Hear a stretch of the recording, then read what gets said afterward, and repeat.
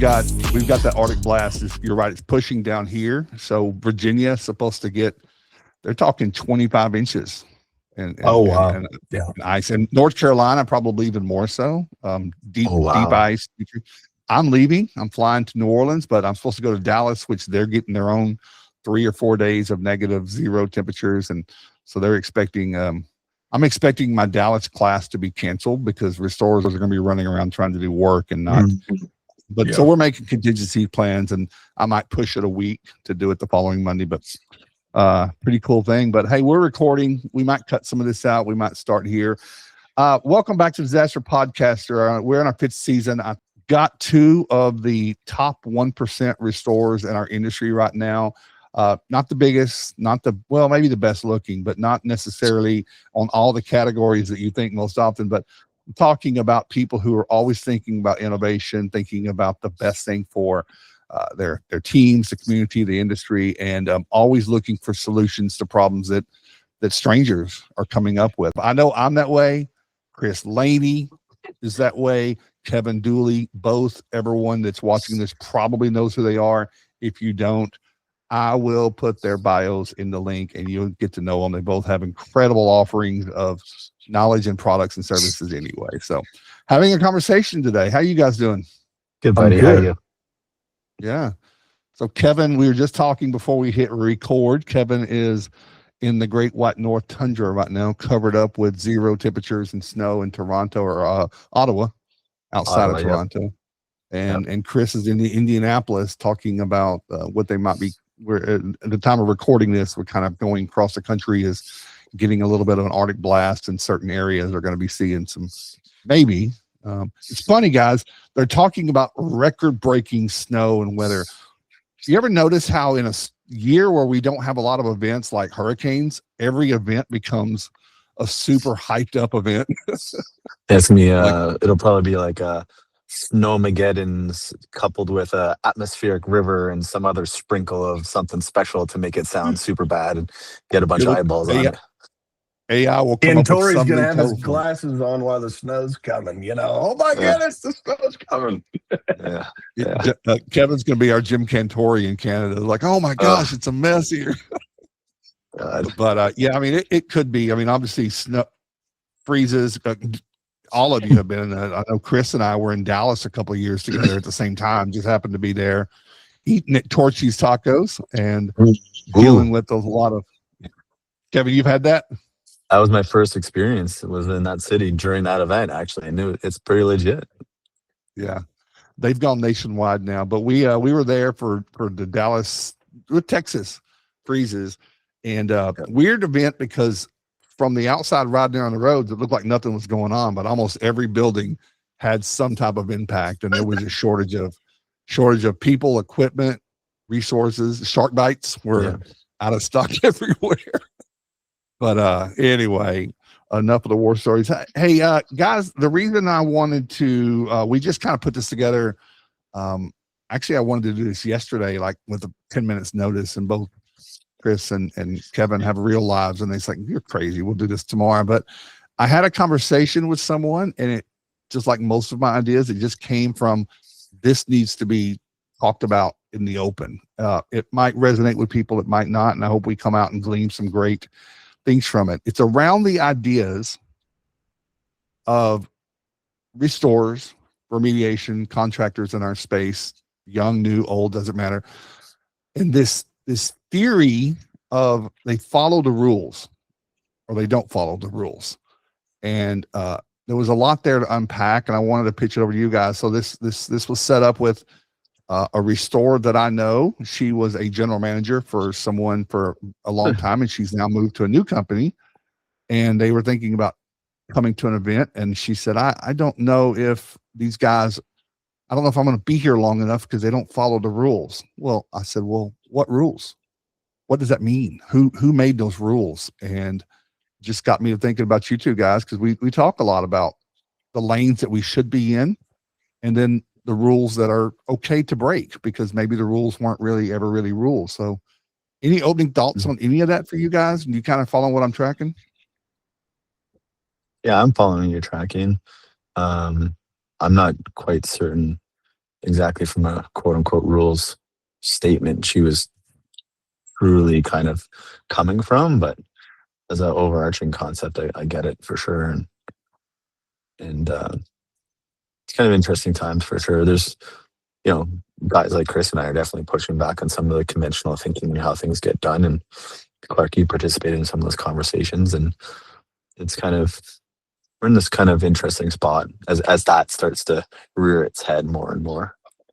But we can double click on that or go in any which direction. Chris, your opening thoughts? I think the thing that I've always preached and always pushed is Mickey Lee talked about it, and it's been something that I've always felt very passionately about, is just focusing on the project, doing what's in the best interest of that project. When you walk onto that project, if you do what's in the best interest of that project, the rest of it will take care of itself. And Amen. all the other people in the restoration triangle that are involved, and we draw that in class. Here's the restoration triangle, and that all comes from Mickey laying that out. But it's so true in what we do every single day.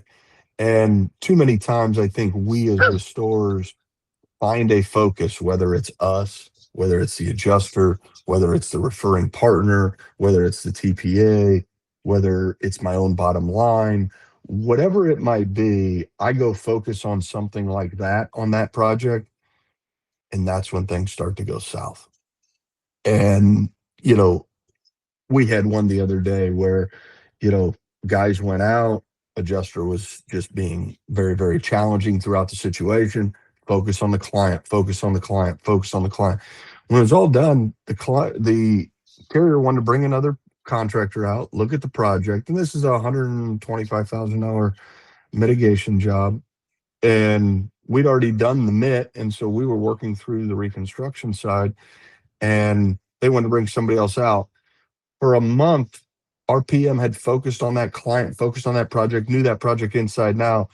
And when the carrier told the homeowner, hey, we're going to bring somebody else to look at it, it's a different conversation. Because the conversation was, no, you're not. No, we're not bringing somebody else. And it's because of what you talk about a lot, Clark, is that onboarding process. Now, you can follow the rules and do whatever you want and say, I'm following these rules. What I'm going to follow is taking care of the client. I'm going to respond to them. I'm going to document this, and I'm going to communicate what's going on. Yeah. I love that. And that's it's an everyday occurrence. Go ahead, Kevin. I was just saying, I agree with all of that. I guess the one part I'll kind of pick at the scab, so to speak, a little bit about in that is that when you're talking about what's doing best for the claim or project or whatever you want to call it, that's where things start to get a little bit more debatable, for lack of choice of words, because there's such a variance in know-how, opinion, or whatever the case may be, on how you go and execute it. And that's, I think, where I'm playing more so in, as is Chris, and trying to smooth that particular topic out, so to speak. We got to look at it through the same lens, Kevin, right? Yeah, it needs to be less opinion, more fact. I know you guys all would agree with that. And then okay, fine. How do we go about doing that? And so, but okay. Keeping without getting too deep in the weeds, and I'm happy to go deeper on that if you guys want. But yeah, let me pull back one layer. I'd like to pull back one layer of that. Kevin, I'm sorry. I got a little bit of feedback. I think I cut you off on accident. No, it's okay. It's okay. Let me pull back a layer on that, because I agree with that wholeheartedly, and I want to make sure that you, both of you, because I respect you incredibly, and the listening audience, or anyone, where I probably am different from you two, while I try to maintain the level of integrity, is questioning.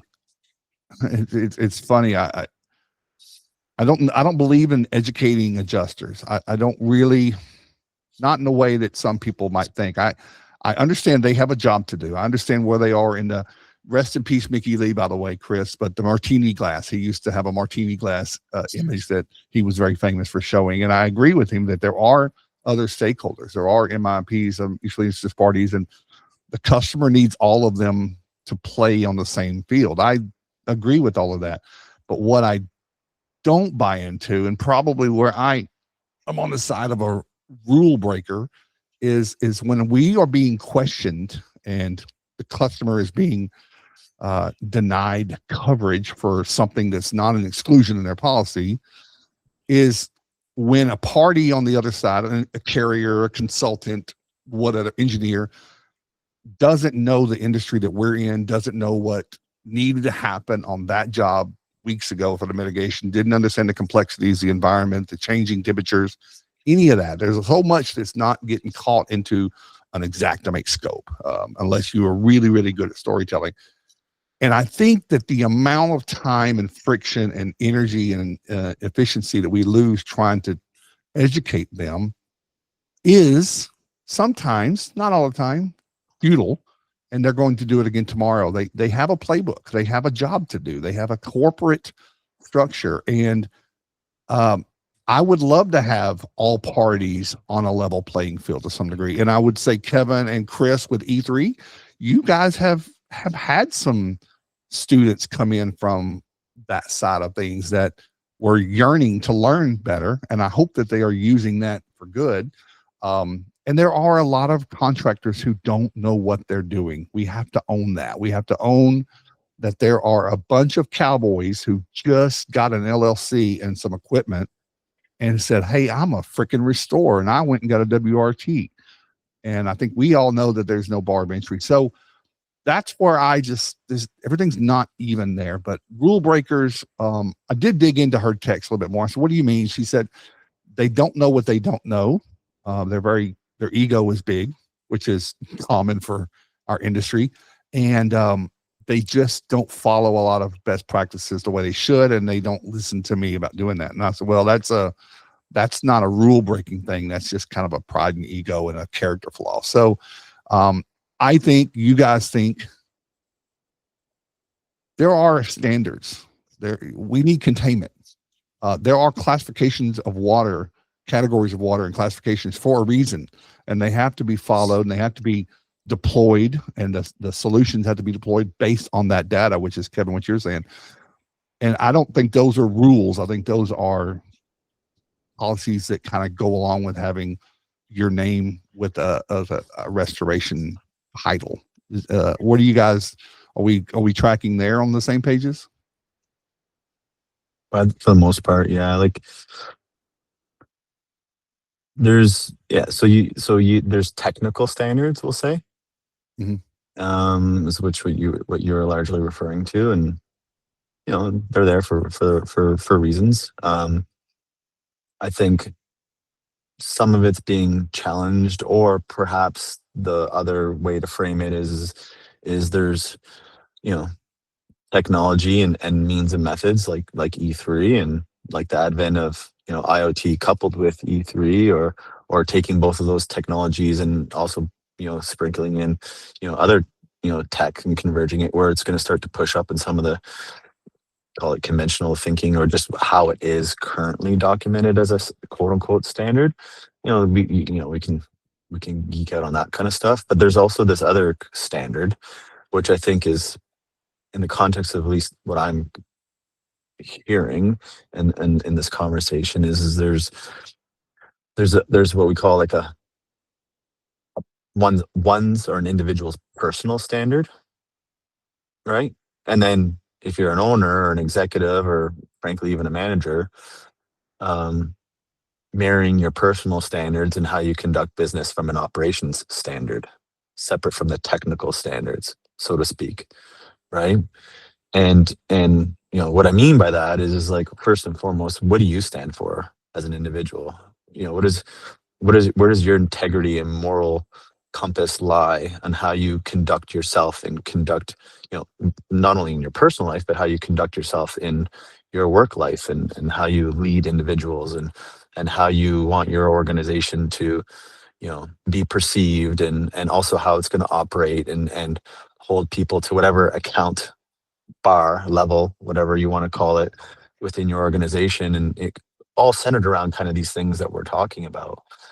And to me, in working with literally hundreds and hundreds of restorers, probably thousands, probably over my going into my third decade of doing this stuff, to me, that's where the challenge really starts to cause a lot of the friction, so to speak, that we're talking about right now, and just what we see by and large across the industry, and why there's such variance in the work.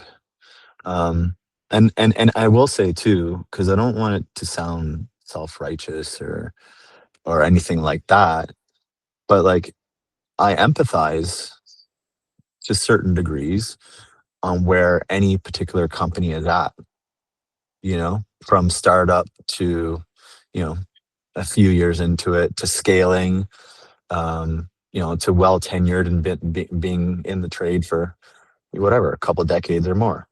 And every single one of those groups and cohorts that I kind of just mentioned all face this on the daily. It's situational, obviously, based on where they're at and their company's at and the mix of individuals that comprise that particular entity. But kind of bringing it back to this kind of like standard and what individuals and organizations are going to basically set or put up with, largely is what's causing, frankly, a lot of it. Never mind the technical thing, it's part of it. But anyway, I'll pause there just for a sec. So I don't sort of keep rambling, but like that's kind of what I'm seeing, and I can continue on after. Maybe you guys want to chime in on that. But hey, Kevin, before I kick it over to you, Chris, you mentioned an acronym that I think that the listening audience might want to know. Tell us what IoT meant. A lot of people don't know that term. Sorry, yeah, Internet of Things. So it's basically, in my world, in Kahi's world, it's sensors. So you have sensors that are out there collecting data, and then that's connected to gateways or devices of some sort that ultimately is connected to the internet, and grabbing that data and then sending it up to ultimately a software platform system that then runs process, right?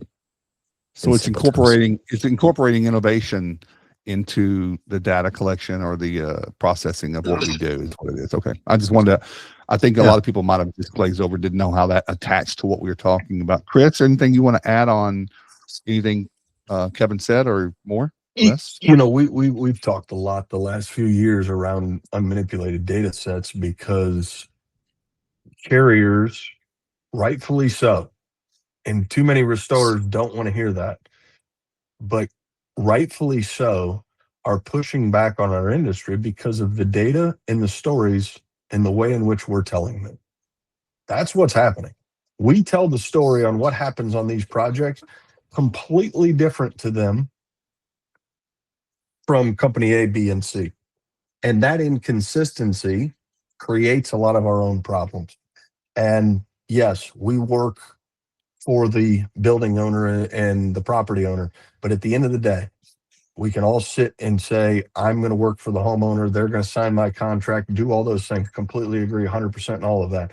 But at the end of the day, they're trying to get reimbursed too. And the story that you tell and the documentation and the way in which you put that package together ultimately reflects the way this thing's going to get solved. And unmanipulated data sets, what Kevin's specifically talking about, if we can get the carriers to understand how powerful that is, because it took them, we started to see 360 imaging coming around, at least in the mitigation space, I'm going to say 5 to 7 years ago. Now, we all saw the power of it then, but it's taken this long before they could even click on the link and open it. Yeah. Literally. Sure. Okay. Now they're opening that link. It's going to converge, I believe, they're going to pay a line item to say, whether it's on your T&M rate sheet or it's on your Xactimate, they're going to pay us to do that 360 imaging because the value of doing that process. It's going to be the same thing with unmanipulated data. It's the agreeance, I believe, of how and which are we going to use this information to make decisions. And that's the thing that I think you talk about that company. It's how do they want to make the decisions? what rules are they following? What standards are they following? And my thing always has been, and the place that I would love to see this industry get is a place where we all look through at least the psychrometric and the drying side, because that's probably where my passion lies most, through the same lens. And I truly believe if we can look at that through the same lens, then we can solve how in which we're categorizing water. We solve a lot of problems that we all deal with on the back end, because guys are just going about that gal, for instance, that you're referencing, Clark. For whatever reason, she doesn't feel what they're doing is right because she's been somewhere else that they did it different. Doesn't mean maybe they're doing it right or wrong. The one thing I've learned through acquisitions, things like that, it's different. Doesn't mean it's always wrong just because it's different. And so how do we take the differences, remove some of those to get alignment? And ultimately, that's where I know Kevin's trying to get to, and a lot of guys are trying to get through sensors, through data-driven decisions. And ultimately, on the back end of a project, the data speaks for itself. It tells the story, and the carrier can sit there and say, yes, this, and this occurred. The data tells me that story. This is the ultimate end result. Instead of it being, unfortunately, just an Xactimate document or just a T&M document. And here's an invoice, and that's all they get to tell the story. Or even, or even just some form of a report that has a bunch of values on it. What do those mean? Well, that's just it. So often what I see is, generally speaking, many restorers and frankly, most of the other side, aka adjusters or whoever's really reviewing the data packet submission, don't even understand what the hell it means. No, that's and there's so true. many people, Kevin, that are just, you and I both know this. We ask in the class, why do you fill out a psychometric chart? Because I got to have it to get paid.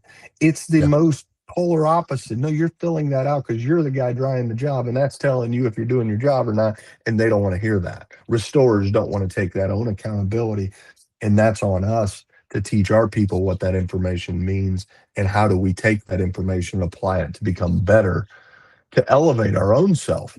That's where that becomes what you were talking about, Kevin, the character, the ego of that own person, the character of that company. How do you want to represent your own company? And their in-house, their individual standard and their company standard that they're setting. Kevin, I was going to tell you from sports, who are you on the field and who are you off the field, right? It's a lot of that is, and in your company, I mean, you can be, but you shouldn't be a leader of a company and tout all these core values and principles and integrity driven measurables and then not be that person. It's going to catch up with you. But let me for a moment talk about, listen, we're really in alignment with everything that we're saying. And while I think that someone can, in a capitalist and in entrepreneurial way, you can charge whatever you want to charge. We're getting into what's the pricing. But if you're drying a house or a big building or a stadium or whatever it is, and you're using bad information, then you're just a fool. Somebody's gonna see through it. But if you want to sell a bottle of water at the airport for $8 and somebody wants to buy it, I think we agree on that. But what we're talking about is saying, I am doing this with, it was soaking wet and I think it was category 3 because I wouldn't drink it. That's not going to stand up. That's just not, you're going to get holes more so now than 10 years ago. I think 10 years ago, Cowboys should get away with a lot more, but now you have a lot more experts. You have a lot more field engineers, IEPs, IHs, consultants that are specific in the technicals like that. But let me go a right turn a minute. And I agree with you. I think that I almost said her name, talking to her. I think she has built one worldview on restoration based on how her previous company structure was set up, and that this new one is different. Now, maybe they're not doing everything as tight, and that's her job to try to help bring that to them and explain why they don't want to do it. But when we talk about rules, and I'm going to give you a specific example, we mentioned a little bit earlier. We see it all the time, and we all know what the answer is. Xactimate has a price list. If you're not charging that price, you're kind of maybe a crook. I hear it way more. That's not an anomaly. I hear that a lot of people. You're not one. You're not a good dude or a company if you're charging more than Xactimate. Now we know that's a belief, a limiting belief. We all know that what even Xactimate, Xactware, Verisk would tell you. But my whole belief system and even my experience was T&M, and we have successfully had, and not that I hate Xactimate. I have no personal vendetta against Xactimate. I'm not trying to remove their licensing. I just don't personally and professionally, and I've seen the results, think that, and again, I'm not even promoting it here on this podcast, but this is an example. Xactimate sometimes might not be the best tool for mitigation with the varying dynamic circumstances. And I think T&M gives you a very, very transparent and a very measurable snapshot of what you're doing, at least the way I've done it. I think you are able to tell the customer every day, this is where we are. This is the burn rate. This is why we did what we did. There were 12 people here. You saw them. This is what they did. This is what they're going to do tomorrow. We're going to go up tomorrow. We're going to go down tomorrow. I think those are great, but I can't tell you how many shit sandwiches I get tried to be forced down me because it's different. And I understand that's a personal thing for some people. It's just, it's making them uncomfortable because it's challenging what they have seen. So that's one rule. And I don't think that's wrong. Now I think, doing a 14-day or 28-day drying on a job, we all know who that might be talking about. Are there times when that can happen? Of course, but you better tell that story. You better have data that proves that, but not just arbitrarily. I want to dry for 28 days because I've got a customer and adjuster who won't tell me to do otherwise. And I think that is I think that's a rule that should, official or unofficial, that's a ethical rule that's being broken, and it's teaching people the wrong way. So anything on either of those? Oh, and billing the customer. That's another one. Invoice your client. Your client's your customer. Don't negotiate with your insurance company of your client because that's illegal in 45 states. There are legal implications. I think you can empower your customer. You can provide them with the documents and data set and the information and the backup of stuff. But I don't think you're breaking the rules by sticking to a client-centric model. So those are just some of the things that I picked up on when we started talking about rules. And so as we kind of get closer to the end, I want to let you two run with maybe those and then anything else that you want to add about this entire conversation. I personally, I like when it comes to pricing and, whether you're T&M or using a unit-based pricing model, like there's pros and cons to each, and you can debate them 50 ways from Sunday. The only kind of real thing that I'll say is that restorers ought to be able to set the prices that they need in order to make the margins that they need to make in order to run a viable business. There's and you can double click a bazillion times on that as well. It's just I don't profess to have the silver bullet solution for the how do you price and build conversation. I think there's more successful ways to go about doing so versus in residential versus commercials, let's say, or large loss maybe is a better way to put it versus commodity. I won't say more than that. My kind of thought on all of that, I think that's kind of like a thing that is just going to continue to be said and continue to be debated and continue to be like this thorny subject for some time until we can get to a place where scope can be trusted. I think once you can start to create trust around scope and that's why I'm focusing on that. And then consistency around delivering scope that's trusted, then you can start and then as a virtue of doing that, how I believe anyways, you go about doing that is, you know, leveraging some of these technologies we already talked about, that, you know, multiple technologies that are converging together to kind of create this next level of intelligence, call it, or whatever. I know I've been called a communist about some of this shit, which is pretty hilarious. Um, Marxist. Marxist, communist, whatever. I had to say that. Um, That was funny, by the way. but oh fuck. But joking Did- aside, so joking aside though, I believe as these technologies start to like prove themselves and become a little bit more adopted and then start to scale, what we'll see is that it becomes more fact-based, for all materially interested parties in a particular project to validate the data for what it is.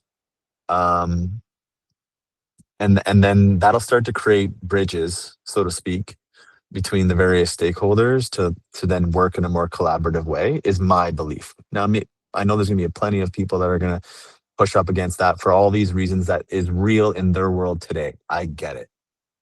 I just think that when that reality that I'm hoping to be one of the participants of creating, puts it out there, that the people that are kind of on the front end of that are going to start to experience a lot more smoothness in their day-to-day operations. It's going to give them an opportunity to do things outside of the pricing conversation, where they'll be able to find efficiencies within their company on the delivery of the service out in the field. They'll also be able to experience a plethora of efficiencies in the back office of their business. And then as a result, those productivity gains, again, my belief, largely ought to be passed on to the field technicians that are doing the work.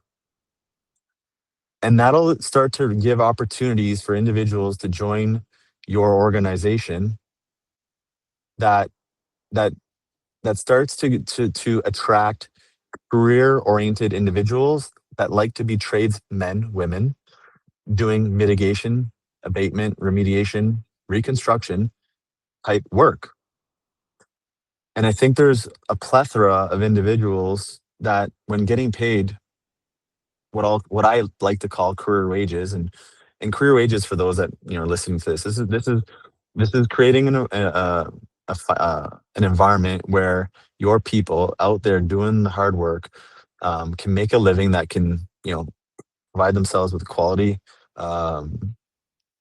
shelter, feed themselves and nourish themselves with quality food, be able to afford a decent vehicle to get to and from work and conduct their day-to-day life, be able to save a little bit for you know, a couple vacations a year, nothing super extravagant, but be able to vacation if they so choose, be able to clothe and take care of their family and all the things that come along with, you know, raising a family, save a little bit for retirement. You know, that's what that the ones that are doing the work should be able to get a wage that allows them to do that. Then, and what I'm talking about from a tech perspective and an operation perspective will start to allow that to become a reality for the operators that want that reality in their company. And then you pair that with building a world-class culture where you're investing in training, where you're investing in your people, where you're creating your work family for all the like right reasons, and we circle it right back to the very first part of this conversation, whereas you know, what's the standard that you as an individual, and speaking to the owners and the operators that run these restoration companies first, because it starts with you, for anyone that's listening to this. And what kind of environment do you want to create for not only for your family, but for all the families that are being impacted by being employed by your organization, right? And then when you start to layer all these different things that I'm kind of hitting a broad stroke on, you will start to create a flywheel. You'll start to create a culture of excellence, a culture of meritocracy, where the level of by creating a culture where each individual understands how they play and how they win, then also how they, by virtue of doing and winning how they do, how they also win this way, in addition to all the other good things that you're creating from a culture and, call it perspective, it just starts to compound. And while all that is starting to happen, those early adopters of kind of this philosophy, call it, they're going to get noticed. The market in their hometown, in the markets that they're serving the community, they're going to get noticed. They're going to get the 5-star reviews. They're going to 100%. start building, they're going to be building the reputation out in the community that is going to reward them for that excellence and how they behave with their neighbors. In parallel, because they're using tools and systems like I'm talking about, and allowing for the other stakeholders to participate in the data collection that helps evaluate the scope that they're delivering on a day in and day out basis, I believe that will also smooth out, and then it'll help the call it the opposing side, the other side, whatever it is, whoever's ultimately paying the bill, to kind of just look at it for what it's worth and be like, you know what, this user experience was stellar. They reduced my ALE or my BI. They got my building back in operation super efficiently. Their people are respectful. They're clean. They're organized. And like, it's just going to work. And pricing will naturally fix itself, I believe. Now, I'm sure there's going to be a bunch of naysayers in the comments and Good. espouse I hope what so. the reality is today. And I really don't give a fuck, pardon my French, because this is what has to happen. I like other This is what people's has to happen. perspective. It's It's fine. an educational process. When people disagree, I ask them, I say, why? I mean, what's your path? Let me hit something real quick, Chris, Yeah. Kevin. Then I want to go to Chris to close it out. Yeah. You said Yeah, a couple things here that I want to double click on, which, by the way, I haven't used that. I'm going to use that. When we talk about pricing, when we talk about the value of your service, I was going to say the same thing you said. I want to create an environment where technicians, project managers, whatever titles you want to put on people, the people that work for you should not have to work for DoorDash and Uber Eats. Right. They should not need two jobs. They should have a desire to be you, Chris Laney, one day. They work for you and they follow your path because they trust and believe in your culture. But how do I become that? That's the inspirational thing. You have to do that. And we can't do that from a place of scarcity. We have to price and chart. You have to know your numbers.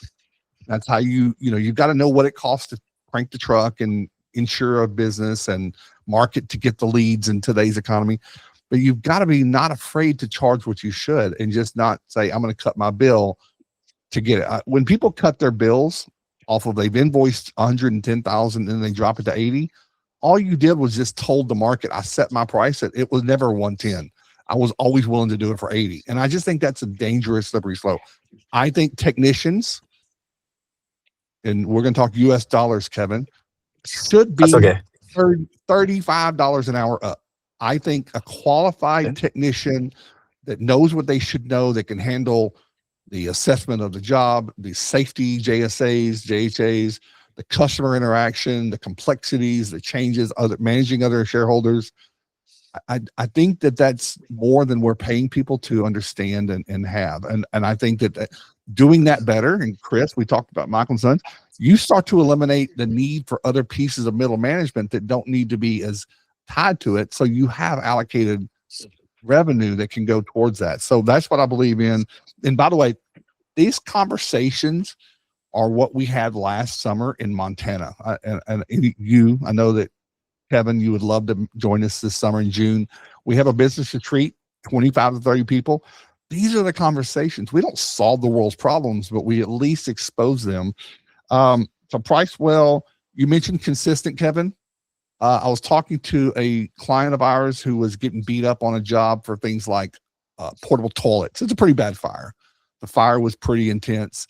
And they have a company standard of, we don't use the facilities at the home. Especially in this case, I think the bathroom was gone. So where do people go to the restroom? Are they leaving every day? we can argue that's the cost of doing business, but they said it's more productive for us to have a portable toilet and hand wash station here. And they said, well, the adjuster didn't believe with us. I said, I agree with this. Well, your customer should. And what you should have is a printed, documented SOP. When we have a project that meets this threshold, we will need services. This is how we treat every customer. This is how we do every job. And that's that consistency that says this is always what we do. It's an SOP, and I think it's preliminary. I think it's premier. But that creates a fair and reasonable. It's unreasonable to do something on one job that you've never done before all the time. And it's reasonable to say, this is what we always do. We always put containment up to focus our drying when only one room is affected, as opposed to keeping the entire zone and dry the entire house. So I would say those. And then the last thing I'd say, I want Chris to close this off. You talk about value. I tell people all the time, you are worth your value. If you can save the customer, the client, the insurance, $30,000 in building materials that you can salvage through drying efforts and remediation, then you're worth what you charge, because you're going to charge an extra $1,000 to save them 30. That's a great business proposition to me. So therefore, I encourage people to say, just look at how you may have saved the customer ALE and time away from their house, and all they got to have Christmas at home. What's that worth? I'm not paid by the hour. I'm paid by the value of what we do. So I saved contents that were sentimental to them.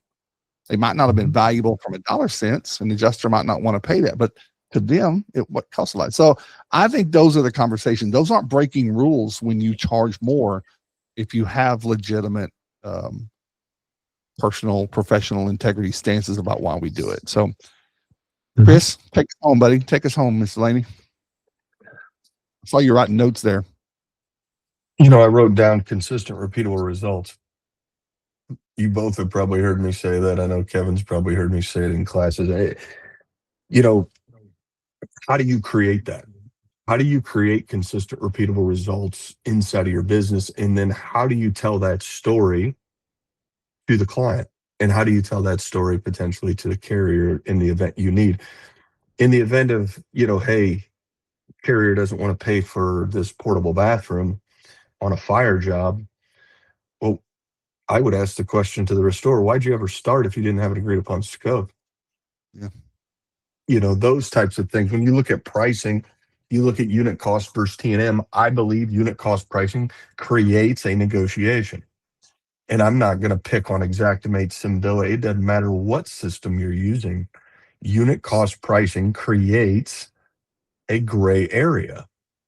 And, you know, that's a little bit of the challenge. What happens with T&M? Well, T&M can create a gray area when you got people that are sitting in a room not working, but they're on the clock. You show up at a job with 10 trucks when you really only had 6 employees, but you pulled up in, you know, 6 different trucks and you had 6 guys there and you could have showed up in 3 trucks. So I think that there's challenges on both sides of it, unit cost and T&M.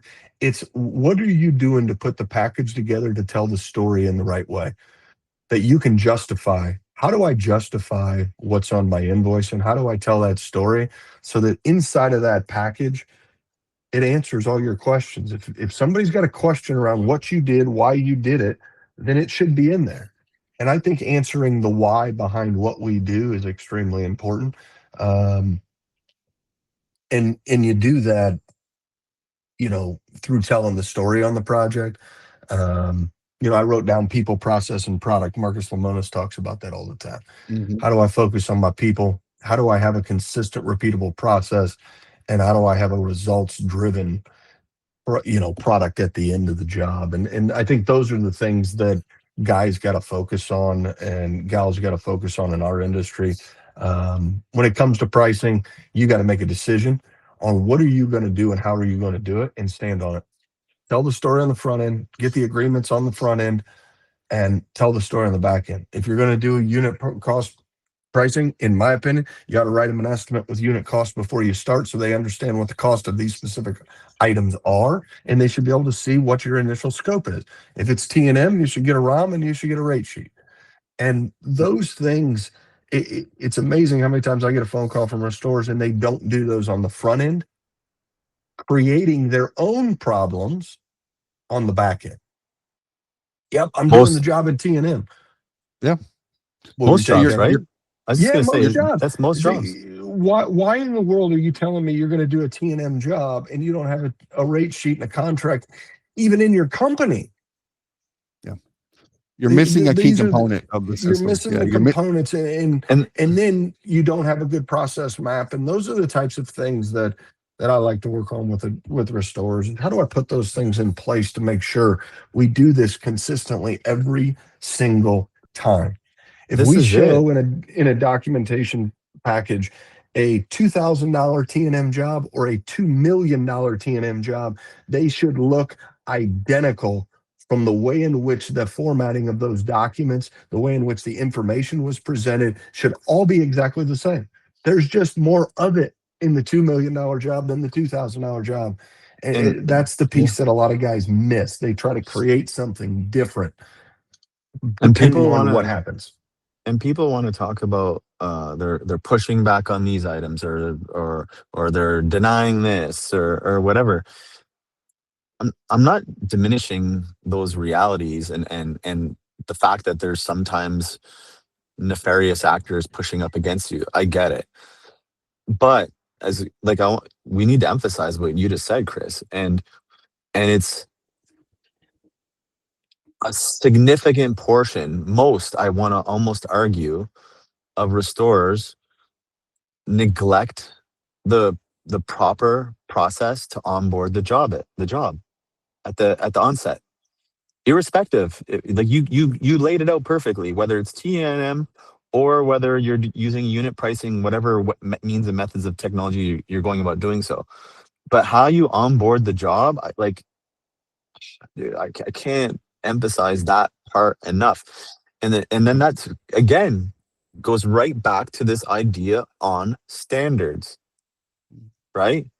The standard that you want to conduct as yourself as a leader and how you want to run your operation and everything that falls into that bucket below. I asked this Like, question. You've heard it, Kevin, in class. Clark, you've probably heard it. So it's the middle of the winter right now. It's freezing freaking cold, and your furnace just goes out. And the guy shows up to put your furnace in. And what's the singular question you're going to ask him? When can you get it done, and how much is it going to cost? Everybody asks those same questions in class, but they don't want to answer those same things in their own business for their own clients. exactly. Go fix We think that we're problem different. because you're not different. And I can guarantee you one thing: you're not coming in my house and my wife's going to say, "Yeah, just go ahead and do that because you told her it'd be, $3,000 to $5,000." No, that's not how this is going to work. You're not doing work in my house. She's going to ask you to leave because she wants to know that it's $3,250, and she'll give you half down and half when you're done for this new furnace or whatever that service is. We're a service-based company. Service these people, write them what you believe is your initial scope, and put a price to it. Why do we believe that that's so hard to do on the front end? Because we don't want to be held accountable to it on the back end. And you don't want to be held accountable, and you're afraid you're afraid they're not going to see the value, which means that you don't maybe believe in it yourself, right? So I teach this in our onboarding class, and it's a joke, but I don't care if you're going to use crayons and pencils and napkins to figure your bill. But if you don't have that conversation with the customer, you don't have you don't have a process problem, you have a communication problem. It's all surprise. No one likes to get punched in the face if they're not thinking they're going to get punched in the face. So I always ask people, I said, when you hand a customer an invoice that they don't have a previous idea, because usually you're going to, it's just between us and the insurance. You hand them $12,000, they're thinking, holy cow, my plumber was only $1,000 or $1,200. What did you do for $12,000?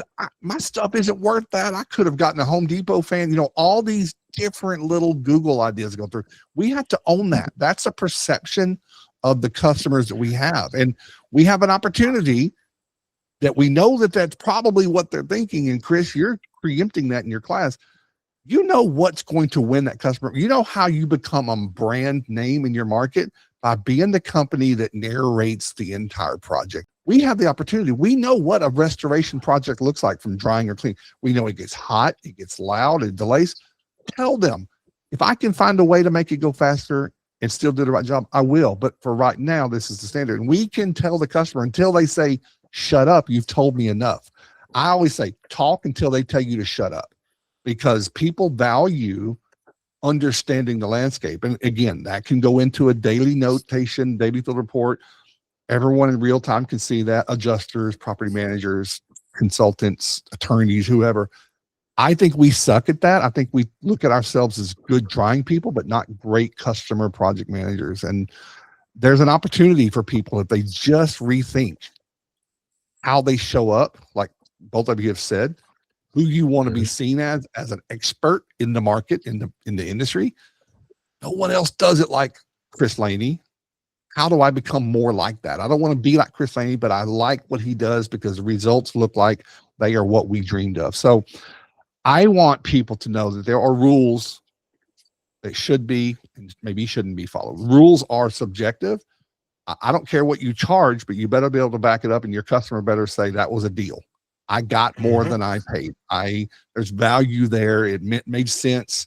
I could have gone cheaper, but I would have had a different result, whatever that is. But if you have a customer that's not aligned, like Chris said, you're probably going to have somebody at the end that's going to be holding the check, wondering if you deserve the whole thing. And that's going to, and if you have a work authorization and not a contract outlining some of this, now you're in a real struggle legally of having leverage on that if you come across nefarious people. So this is a big conversation. I love that you guys had. I want to show you something right quick that I've been sharing this a lot. This is in our class here.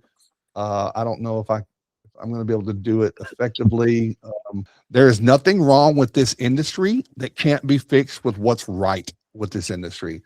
I think that if we focus on the good people, people making good attempts, best efforts, we can continue. And we've all seen people, we've seen a growing population in this industry, but we've also seen a lot more people get a whole lot better and make a huge journey, whether they attend one of your classes, whether they attend, you're doing a job with them and you show them a handful of things that they're like, wow, you just changed my business life and stuff like that. So I think it's important. And that's why I invited the two of you here, because you think of others first, like what's in it for them. This is what I love doing. And this is what I love spending my time, energy, money to do. So I mean,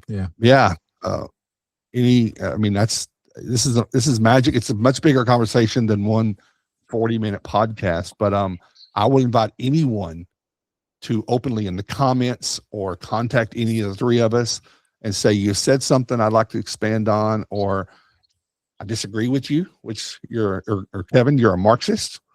I'm like, okay, that's a little bit of a stretch. Chris, I don't know if you saw that. Someone called him a Marxist for talking about. I scrolled through. I saw the post, and then it was a bunch of long comments. Honestly, I was writing back from snowmobiling in the truck, and I seen that, and I didn't read it all because the comments were too dang long. And so then Kevin told me he was a communist, and I told him I had to read it, and then I read it, and I don't know the other gentleman that was commenting there. So, but hey, at the end of the day, I think that guy missed and definitely was having a little. He had a worldview. Small mind. He apparently has a little bit of a feeling about something, and he might be a very politically driven person. But I was going to make the comment, and I didn't, Kevin. He's not Marxist. He's Canadian. That's not the same thing. Well, I would just say to restore and everybody, how do you respond to your client? How do you document the file? How do you communicate it and create those consistent, repeatable results? That's it. That's really, don't try to make it harder than it has to be. But yes, this is a tough little industry. It can be challenging, but focusing on the people, the process, and the product and delivering that consistency will make your life easier, will make your company more profitable, and will make you have happier customers. Listen, everyone, we're going to cut this loose. I'd like you to check out Kahi. Kevin's got a lot of great things. He does some training on some commercial large losses. Kevin is just a stellar part of information for this industry. Chris Laney is a part of E3 with Chuck DeWald, is an executive at a restoration company and a longtime business owner. And who knows what's next for both of you. I can't wait to see what you do in 2026 and 29 and 32 if we're allowed to still be here and God giving. But I enjoy doing this business with you.